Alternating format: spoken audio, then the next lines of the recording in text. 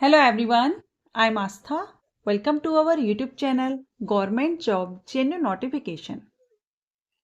अगर आप 10वीं पास हैं और 10th के लेवल पर ही आप गवर्नमेंट जॉब सर्च कर रहे हैं किसी अच्छे विभाग में, अच्छे डिपार्टमेंट में, तो आज के इस वीडियो में हम एक ऐसी ही पोस्ट के बारे में डिटेल में जानकारी लेने वाले हैं जिस पर कि अगर हम देखें तो लगभग हर साल वैकेंसी आती है। लगभग कह रही हूँ क्योंकि आती है, लेकिन कभी कभी हो सकता है कि एक आध साल वैकेंसी ना आए।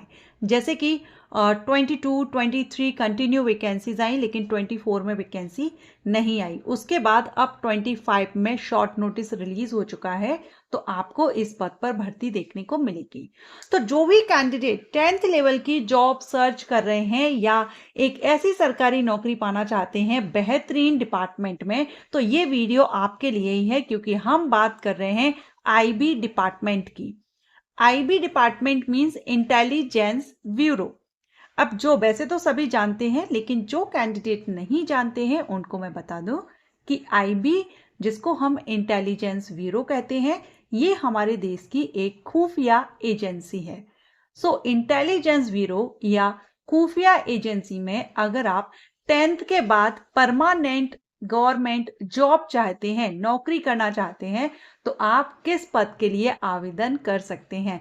जैसा कि मैंने बताया, लगभग हर साल वैकेंसी इस पद पर रिलीज की जाती है, तो आप इस साल एलिजिबल हो तो भी आवेदन कर सकते हैं, या नेक्स्ट ईयर या इन फ्यूचर जब भी वैकेंसीज आए उसके लिए आप प्रिपेयर रह सकते हैं, क्योंकि हम इस वीडियो में सारी जानकारी लेने वाले हैं।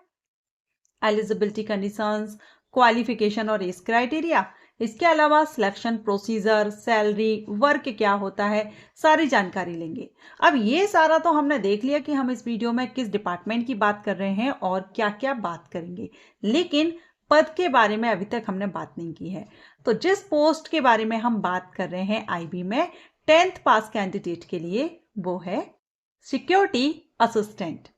आईबी में सिक्योरिटी असिस्टेंट अगर आप बनना चाहते हैं या 10th के बाद जॉब चाहते हैं, तो आपको सिक्योरिटी असिस्टेंट की पोस्ट के लिए अप्लाई करना होगा। और अभी 2025 में शॉर्ट नोटिस भी रिलीज हो चुका है। डिटेल नोटिफिकेशन आपको कल देखने को मिल जाएगा, तो मैं अपने चैनल पर वीडियो अपलोड करूंगी, चैनल को सब्सक्राइब करके रखिएगा।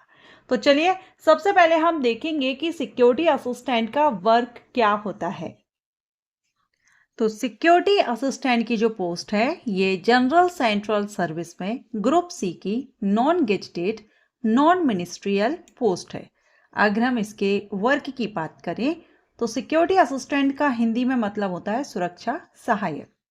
तो सुरक्षा, कानून व्यवस्था संबंधित जो भी समस्याएं हैं उनके बारे में जानकारी एकत्र करने में जो सुरक्षा अधिकारी होते हैं, सिक्योरिटी ऑफिसर होते हैं, उनकी आपको हेल्प करनी होती है, सहायता करनी होती है, इसलिए इनको सिक्योरिटी असिस्टेंट कहते हैं। अब हम बात करेंगे एलिजिबिलिटी की। तो सबसे पहले क्वालिफिकेशन। तो वैसे तो ऑलरेडी मैं आपको इसकी क्वालिफिकेशन बता चुकी हूँ, लेकिन फिर भी अगर आप 10th पास हैं, कम से कम 10th पास अगर आपने किया हुआ है या 10th के इक्विवेलेंट समान जो भी कोर्सेज सरकार के द्वारा रखे गए हैं, अगर आपने वो भी किए हैं, तो भी आप एलिजिबिलिटी रखते हैं। एंड साथ में आपको लोकल लैंग्वेज की जानकारी होनी चाहिए।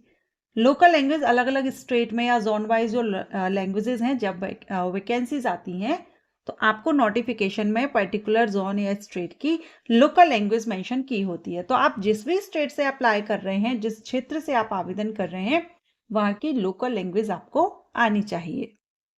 इसके बाद अगर हम बात करें एज लिमिट की, तो upper age limit 27 year for unreserve candidate. Unreserve candidate के लिए एज 27 वर्ष होती है। वहीं अगर आप रिजर्व कैटेगरी से बिलोंग करेंगे, आपको एज में छूट मिल जाएगी। अगर आप SC/ST कैंडिडेट हैं तो 5 साल की छूट मिलेगी। वहीं अगर आप OBC कैंडिडेट हैं तो OBC कैंडिडेट के लिए 3 साल की छूट मिल जाती है। अब हम बात करेंगे सैलरी की।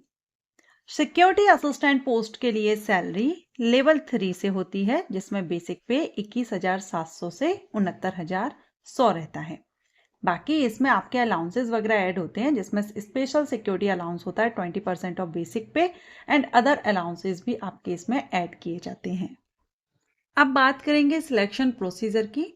तो इसमें आपका सिलेक्शन प्रोसीजर 3 टियर में कंप्लीट होता है, टियर 1, टियर 2 एंड टियर 3।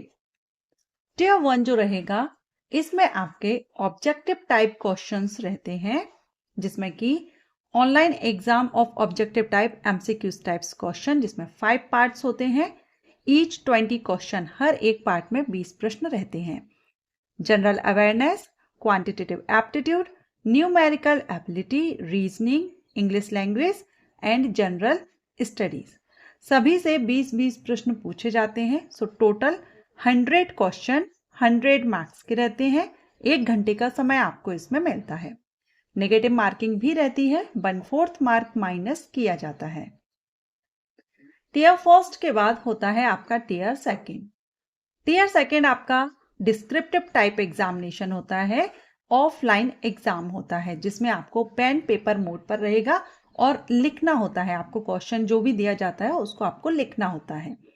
सो इसमें आपका ट्रांसलेशन ऑफ अ पैसेज, जिसमें आपके 500 वर्ड्स होते हैं लोकल लैंग्वेज में। जो भी आपने जैसे मैंने बताया आपको लोकल लैंग्वेज आनी चाहिए, तो लोकल लैंग्वेज में dialect to English and vice versa, ठीक है। ये 40 मार्क्स का होता है, 1 घंटे का समय रहता है। इसके बाद आपका टियर थर्ड होता है, जिसमें कि आपका इंटरव्यू एंड पर्सनैलिटी टेस्ट रहता है। तो ये इस तरह से आपका टियर 1, टियर 2, टियर 3 में आपका सिलेक्शन प्रोसीजर रहता है। एग्जामिनेशन सेंटर भी आपको ऑल इंडिया में मिलते हैं और इसमें आपकी जॉब लोकेशन भी ऑल इंडिया में कहीं भी हो सकती है।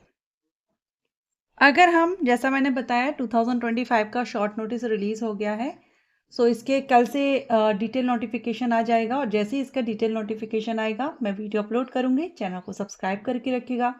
अगर किसी पोस्ट के बारे में आप डिटेल जानकारी चाहते हैं, एंट्रेंस एग्जाम या कोर्सेज के बारे में, तो कमेंट करके बताइएगा। Thanks for watching.